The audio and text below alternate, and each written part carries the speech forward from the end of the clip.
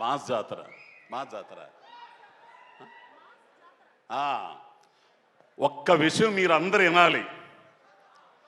Mass జాతర shooting ఒక తోటలో, శంకరపల్లి తోటలో రైల్వే స్టేషన్ సెట్ వేశారు. అక్కడ షూటింగ్ జరుగుతుంది.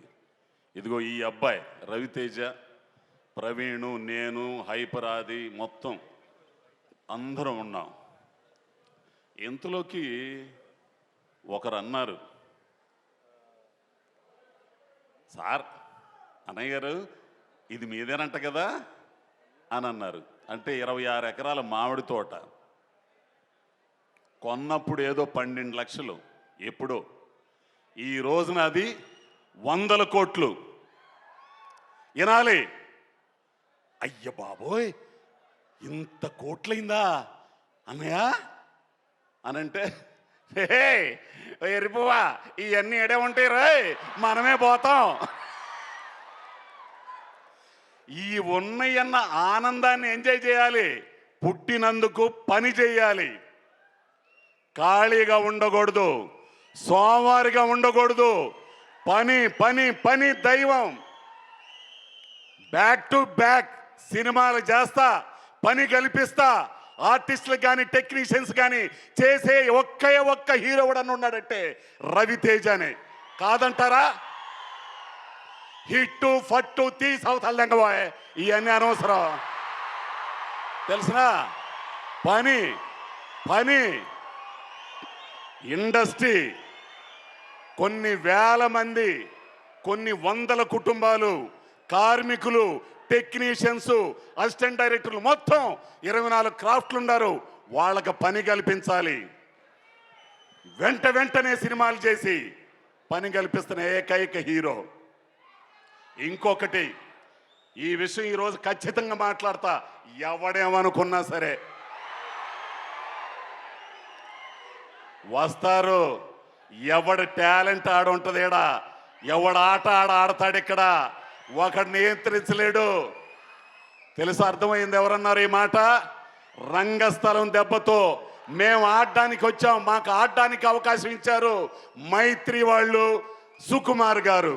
ఇక ఆట ఆడడం బిగిన్ చేశాం. టాలెంట్ ఉన్నోడు ఉంటాడు, టాలెంట్ లేనోడు సర్దుకుని వెళ్తాడు. అవకాశం ఇచ్చి పిల్లి మెడలో గంట కట్టినోడు గొప్పోడు. అటుంటోళ్ళు మైత్రి వాళ్ళు, సుకుమార్ గారు. ఇది ఖచ్చితంగా చెప్తా నేను. ఇది అర్థమైందో లేదో మీకు ఒకసారి రివిజన్ చేసుకోండి. ఎవడబ్బ సొత్తు కాదు ఇండస్ట్రీ, టాలెంట్ ఉన్నోడిది. అటువంటి టాలెంట్ ఉన్నోళ్ళని పిలిచి రెడ్ కార్పెట్ పరిచే సంస్థలు ఉన్నాయి. అటువంటి దాంట్లో మేని వన్నెది మైత్రి మూవీస్. ఇక సినిమాకి వస్తా. రవితేజ గారితో నాకు ఎంతోమంది హీరోలతో పనిచేస్తున్నా. అల్లు అర్జున్ గారు, రామ్ చరణ్ గారు, మహేష్ బాబు గారు పనిచేశారు. కానీ ఆ పిల్లోడితో ఉన్న అనుబంధం, అబ్బాయి ఏ జన్మ బంధమో కానీ నువ్వు ఉంటే ఈ డయాసు, ఈ పబ్లిక్ సమక్షంలో చెబుతున్నా,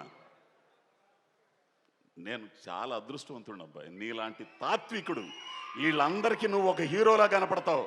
కానీ నాకు నీలో ఒక జిడ్డు కృష్ణమూర్తి ఉన్నాడు. కాదా? కాదని అనుమానం ఆయన్ని.